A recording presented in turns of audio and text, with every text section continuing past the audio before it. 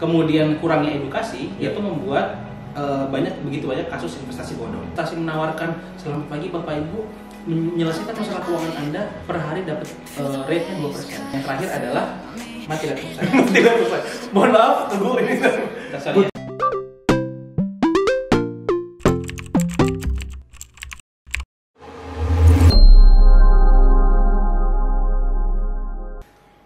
Halo Sobat Melek APBN, balik lagi sama saya Hatta. Pada kesempatan kali ini saya nggak sendirian, saya bersama teman saya Fadlizon. Bukan? Tolong. Nanti ada kena kasus dong. Iya, nanti ditelepon gitu. Ditelepon. Iya. Tapi kan Fadlizon baru saja dapat penghargaan, jadi harusnya ada bangga. Itu beliau. Saya beda lagi. Tolong jangan disamakan.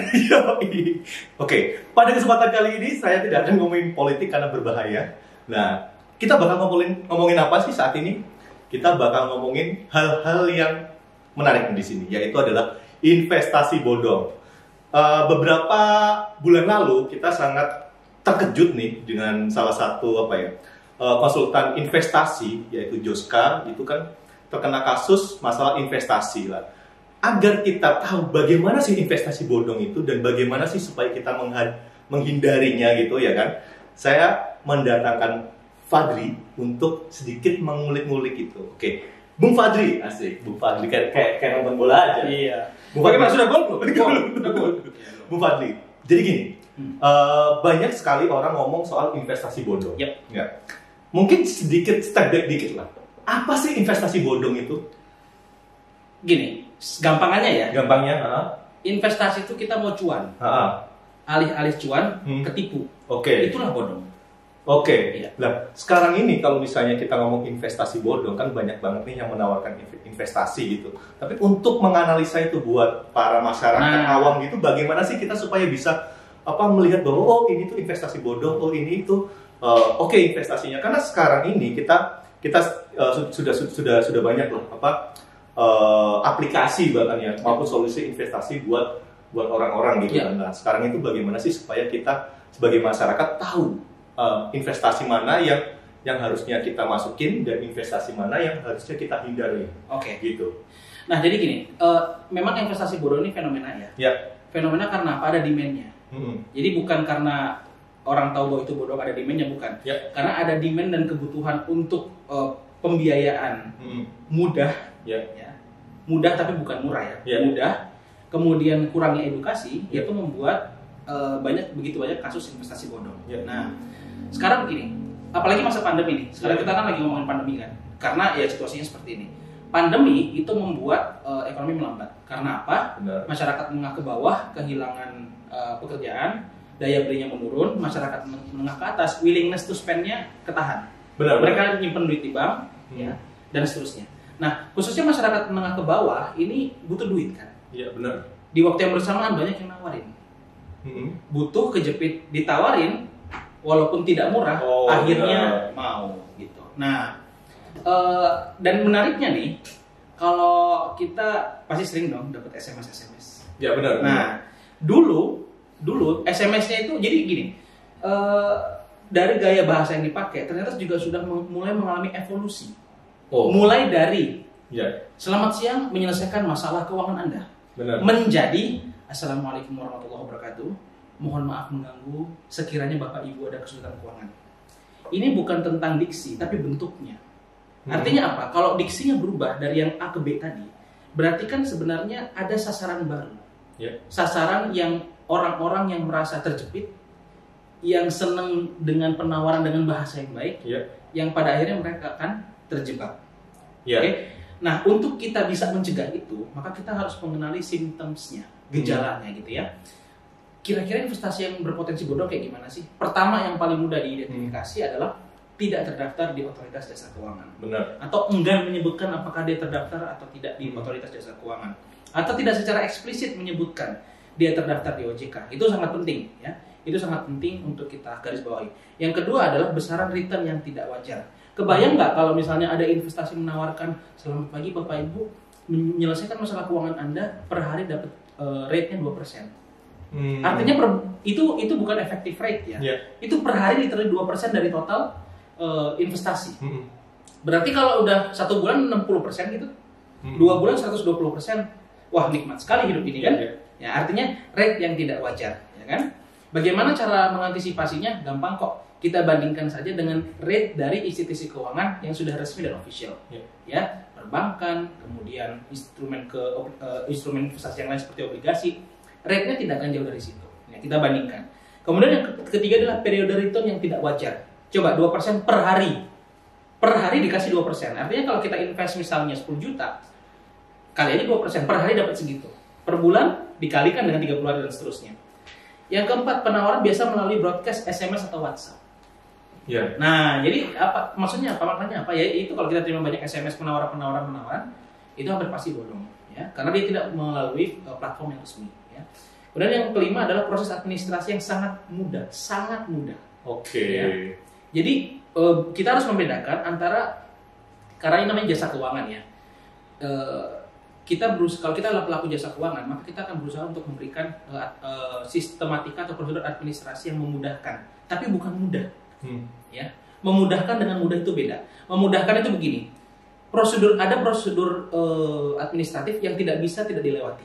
Oke, misalnya pemenuhan informasi A, B, C sampai Z misalnya, nggak boleh ada yang hilang.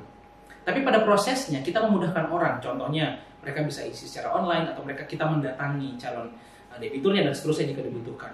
Tapi kalau yang terlalu mudah, wah itu hampir pasti bodong. Jadi mudah dengan memudahkan itu beda. Oke. Jadi yang rumit kita mudahkan, dengan mudah itu beda. Ya itu. Dan yang keenam, domisili perusahaan yang tidak jelas. Ya, jadi kita tinggal tanya aja ini di mana kantornya, di mana domisilinya. Nah itu kalau tidak jelas sampai pasti itu bodong. Itu adalah 6 karakteristik umum dari investasi bodong. Tentunya antara satu pelaku investasi bodong dengan yang lainnya pasti punya modus operandi yang berbeda. Tapi setidaknya 6 poin tadi akan ada di mereka yang melakukan penawaran investasi bodong. Oke. Menarik sih, karena gini, sebagai kelas menengah maupun menengah ke atas ini menjadi fenomena tersendiri. Karena biasanya dia punya gaji tetap, ya kan, yang biasanya dia gunakan untuk beli barang-barang mewah, barang-barang branded. Sekarang nggak mereka gunakan gitu. Sebagai contoh, teman saya itu mengalokasikan budget jalan-jalannya itu untuk investasi sekarang. Ya kan, mungkin itu yang menjadi target-target dari investasi bodong itu. Salah satunya menarik. Nah, tadi kan sempat dibilang kalau tidak terdaftar OJK, ya kan. Tapi mungkin menjadi pertanyaan kan, sekarang kan yang terdaftar OJK kan banyak kan, dan saya nggak yakin orang itu bakalan sebelum investasi melihat daftar OJK itu kayak gimana. Yang dilihat itu reputasinya biasanya. Sebagai contoh gampang, Joska.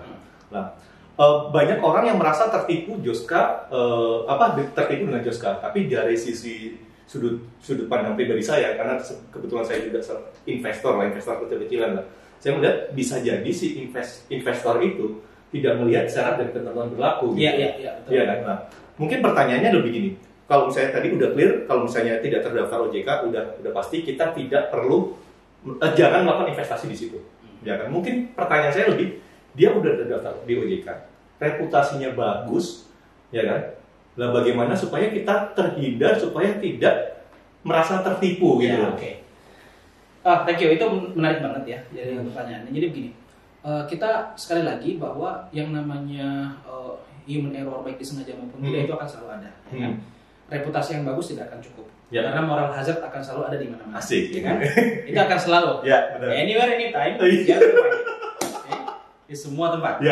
Nah, sekarang mari kita bagi dulu stakeholder.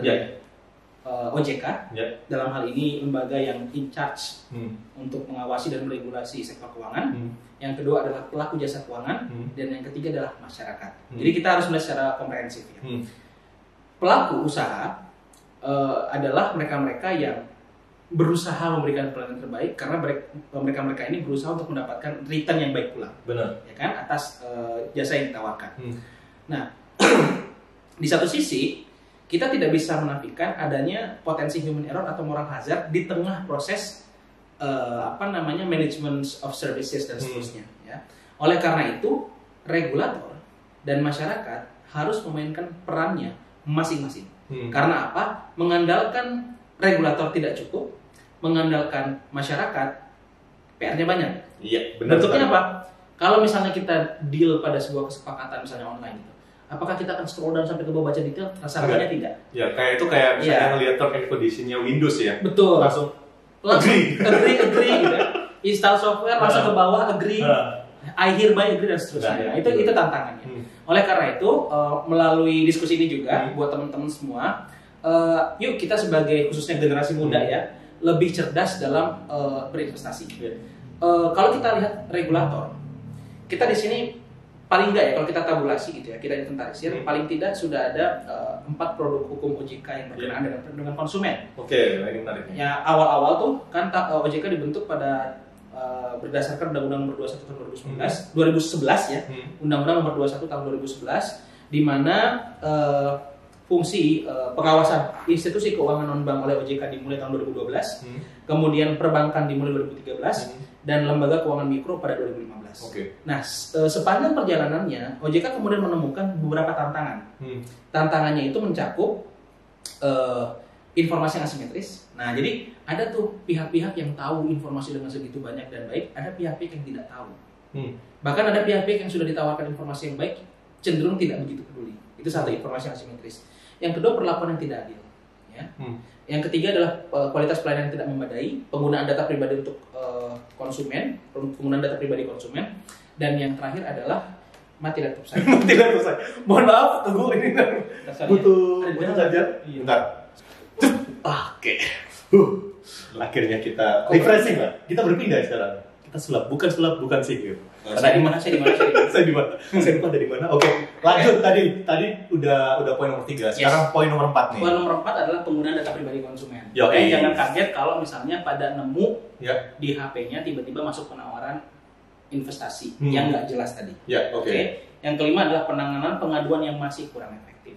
Saat itu, ya. Oleh karena itu, 5 tantangan ini melatar belakangi diterbitkanlah POJK nomor 1 tahun 2013 yang substansinya ada 2. Yang pertama, payung hukum bagi pengaturan perlindungan konsumen di sektor jasa keuangan. Yang kedua adalah mengatur prinsip perlindungan konsumen. Apa saja prinsipnya? Transparansi, perlakuan yang adil, aspek keandalan, penanganan pengaduan, dan penyelesaian sengketa konsumen. Nah, setelah aturan ini keluar, kemudian berdinamika lagi sektor jasa keuangan. Ternyata tidak cukup. Oleh karena itu, kenapa tidak cukup? Kehadiran teknologi itu mendisrupsi semua hal.